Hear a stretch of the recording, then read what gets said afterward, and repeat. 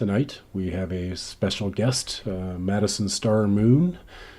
She is a very big chemtrail advocate and also has been posting a lot about death towers, aka cell towers, the electromagnetic killers, if you will. And so we're going to have a lot to talk about tonight. And so without further ado, Amanda, are you there? Hi, how are you? Oh, we're doing good. Welcome to the show. Oh, thanks for having me on. Oh, you're very welcome. So yeah, there's a lot going on with this whole theory of well, it's not a theory. The death towers, as you call them.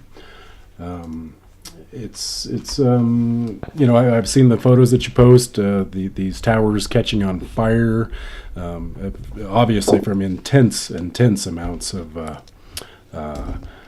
radiation and whatnot. And we call them cell towers.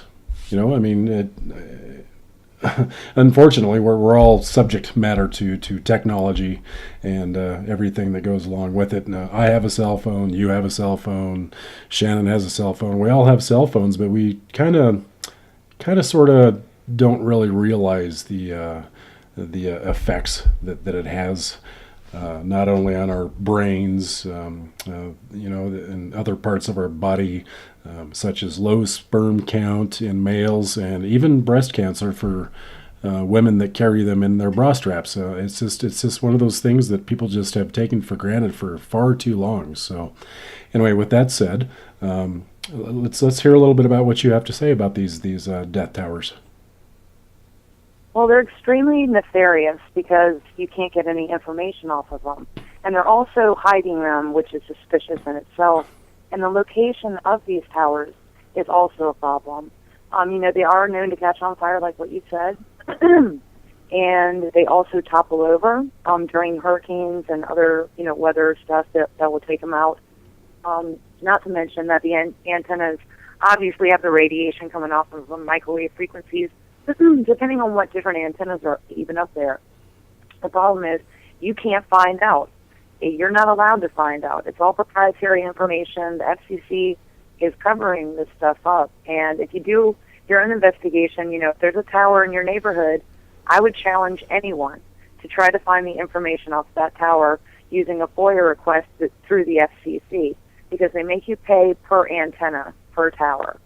So if, let's say that there were 10 antennas on a tower, you would have to pay for each FOIA request per antenna.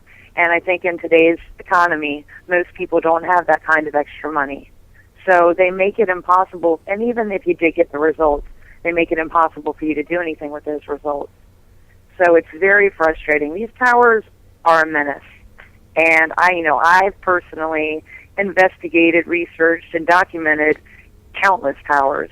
And the stuff that I found the most disturbing, like I said, was like the hidden ones, the ones that they hide in church steeples, because I'm a Christian, and I think it's offensive, not just to my religion, but the fact that they don't tell the congregation, and then the people go to the church and they don't know that the church is getting money for this hidden death trap inside the steeple. And I just think it's unfair. And putting them on school property, do you guys have them at your schools there? In this part of the country, we're pretty low population. Which, I have found 2 of them yeah, so far. Shannon has found a couple, but nothing of the likes of which you have been sharing lately. Nothing that big, and we don't have any of them disguised as palm trees. Not that we know of yet until I go look into it further. Yeah, or evergreen trees or of the like. And we tend to agree with you. I mean, it's especially in a church. These it's not necessarily a religion thing, but these people that go to churches are in mass and being irradiated while they're doing what they do in the church and schools. We saw the video where you went to it was like a stadium type. Right. Yeah, and it's just nuts because it's built into the stadium itself, and Yeah, how can that possibly be safe? It can't. Right. So it doesn't. I don't understand why the parents aren't going to these schools and saying that, look, this is not acceptable, or pulling their children out of the schools. Because I know that if I had kids, they sure as heck would not go to a Death Tower school. They wouldn't play sports on a Death Tower field. I mean, this is electromagnetic, frequencies and radiation that's all around you. I mean, you know what I'm saying? It's affecting every single part of your body. It breaks down and mutates your DNA. Do you really want that thing right on top of your child's school where they're forced to go by law every single day for like 8 hours? Right. And, Wi-Fi, yes, okay, we all use Wi-Fi, but it is killing us. Straight up, just like we use oil, and that's killing us as well. I mean, we have technology that they, keep from us so they can continue to be in business.